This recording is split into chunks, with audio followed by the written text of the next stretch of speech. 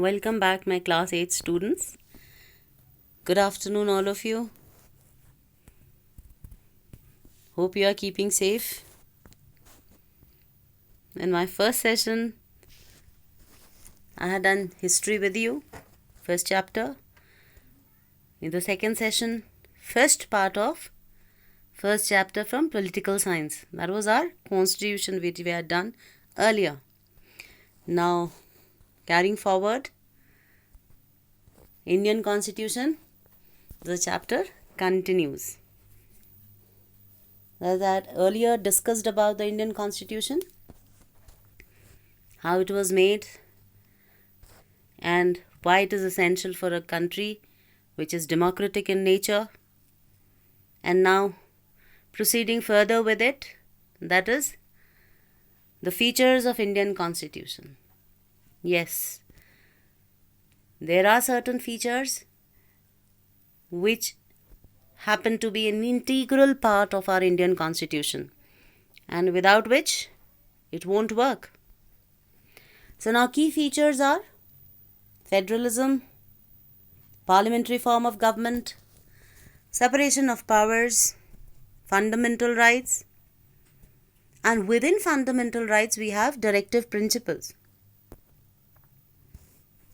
The basic difference between these two: fundamental rights are justiciable and directive principles are non-justiciable. And another feature is secularism. Secularism which suggests right to freedom of religion.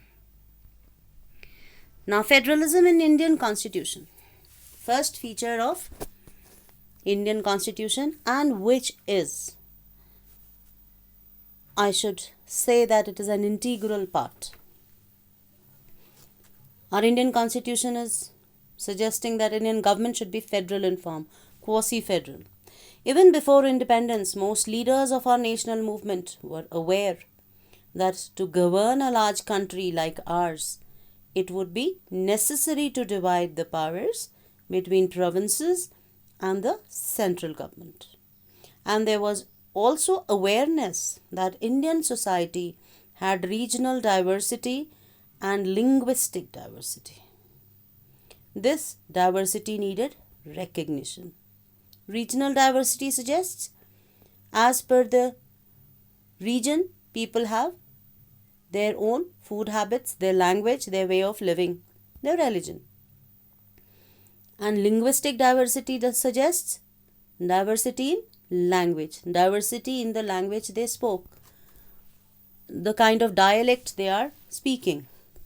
The Constitution clearly demarcates subjects which are under executive and exclusive domain of the Union and those under the state.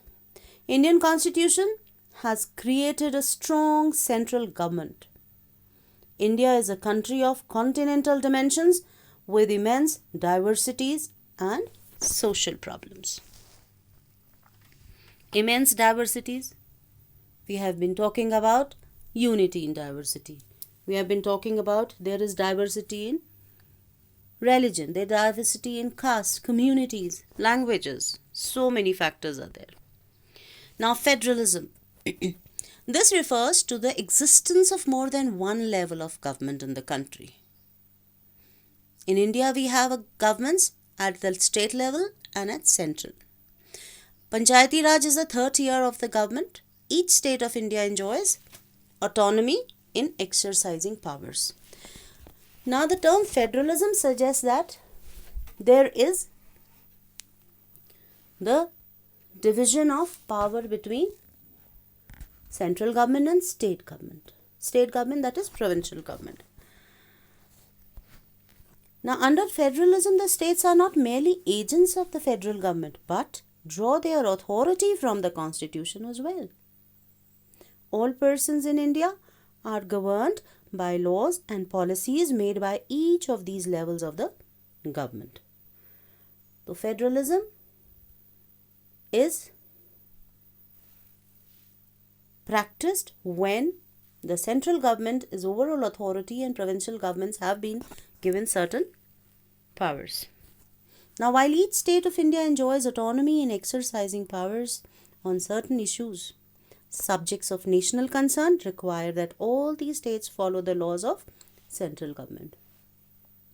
So, the distribution of power between the state government and central government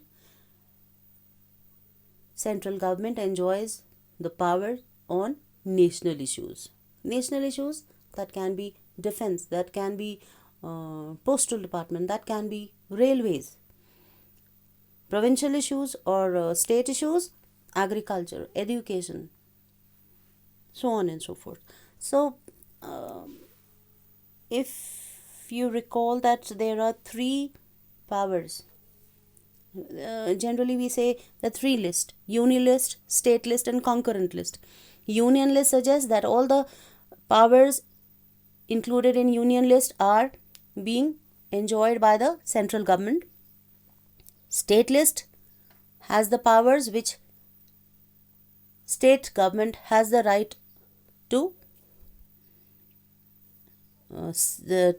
reform or to exercise on its own level, and concurrent list suggests that powers are being shared between state government and central government.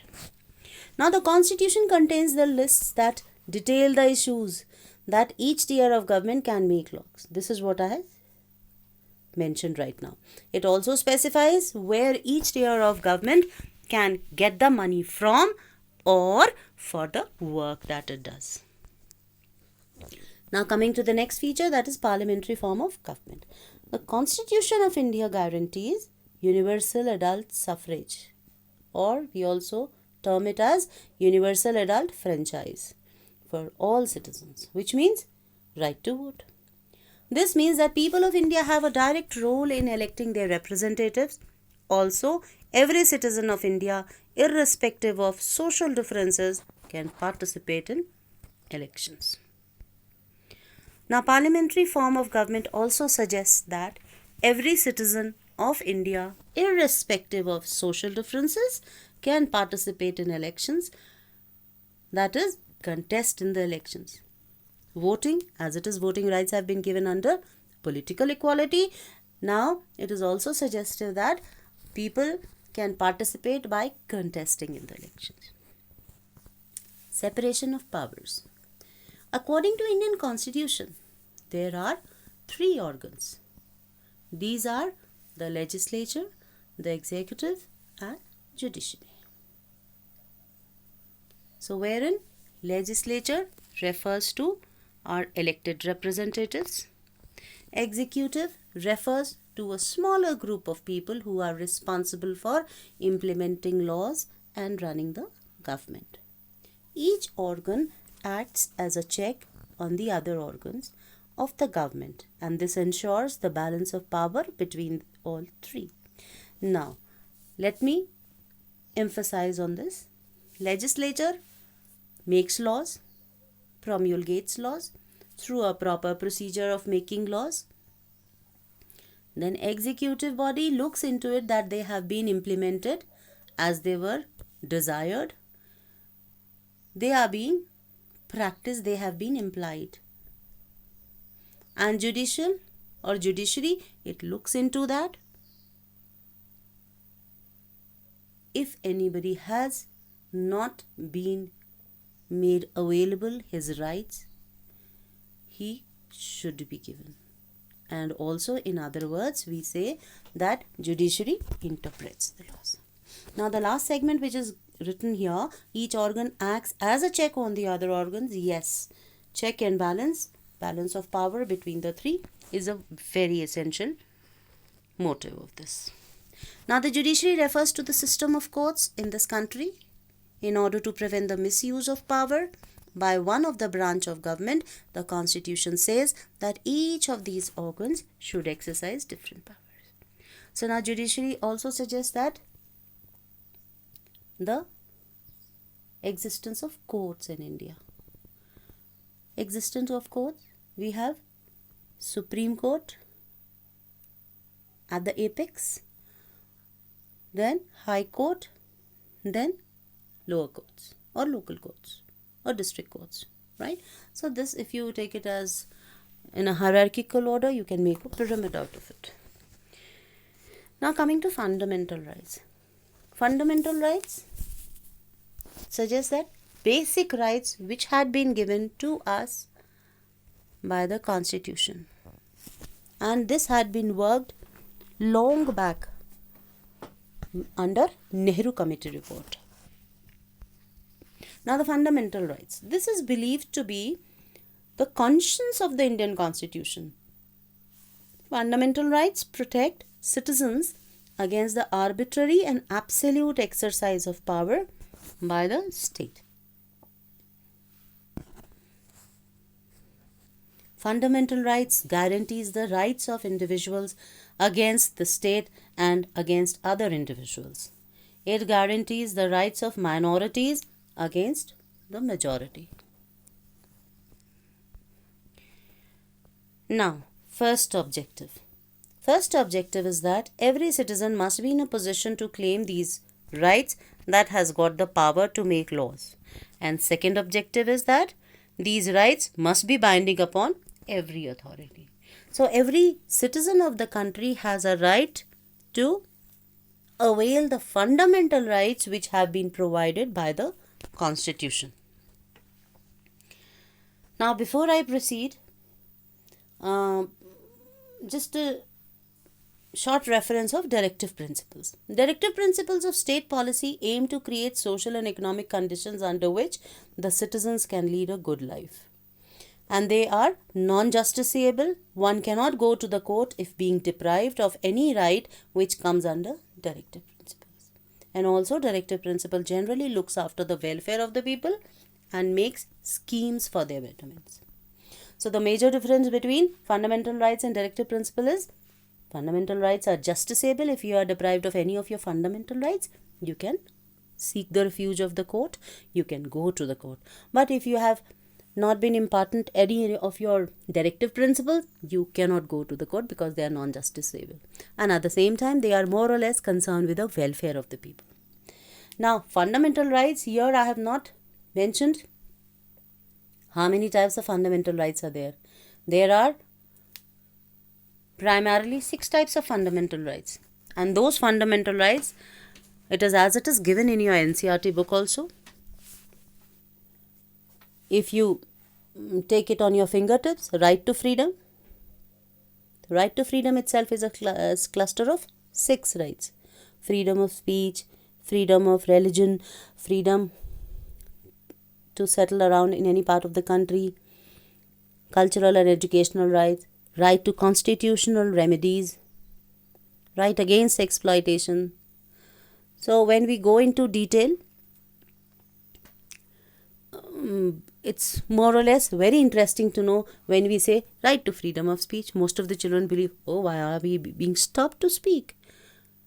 Most of the time they are talking in the class. But yes, you have to exercise your rights only till it is not interfering in somebody else's rights. So most of the time, when I give the example in the class, I generally suggest your freedom ends where somebody else's nose begins. Stretch your arms in front and then sideways, and suddenly you will feel that you are banging on somebody else's nose. So, right to freedom. Your freedom ends where somebody else's nose begins. So, the more you look into these rights, the more interesting it becomes. But since in this chapter we have simply to incorporate the features, so superficially if you are talking about, these are the features. And at the same time, I would suggest that you go into detail through the net and your textbook, it is given there. Now secularism. A state where there is no state religion. The Indian Constitution provides right to freedom of religion. Indian Constitution allows individuals the right to live by their religious beliefs and practice as they interpret these. Now, secularism, your forthcoming chapter is also about secularism, but let me define secularism. Secularism suggests that you have a right to freedom of religion, which suggests that you are free to profess, propagate or practice any religion, whichever way you want to worship your God. whichever way you want to pray. Many a times when you visit a temple, you find somebody is banging the bell, then somebody is standing on one feet, then it may be somebody is joining hands or somebody is chanting mantras. One has been given right to freedom of religion, the way he wanted to profess, the way he wants to propagate. I mean, many a times we have watched on the TV, there are so many channels which are propagating about the religion. So that is right to freedom of religion, the way you want to propagate. Yes, it should not be harming the society, but till it is safe for the society, till then you can go in by that. Now, at the end of the chapter, I have given you assignment. Assignment in this I have specially given you, write the 6 fundamental rights given by our Indian Constitution and describe one of them through illustrations. Illustrations mean picturesque description. You make a small figure or a poster wherein you would be describing that. It would be your individual visualization, or if you can get it from somewhere, it's up to you. Feel free. It should bring out your creativity and should be presentable. And A4 sheet or your biology sheets, whatever is available with you at home. With this, I wind up this chapter. Again, as usual, I am suggesting that you read the chapter from your textbook, NCERT textbook, underline the difficult words if at all you happen to come across. Rest. I think I've made everything clear. That is why I've divided this chapter into 2 segments, so that you should find it easy to understand. So, with this, thank you. Stay safe.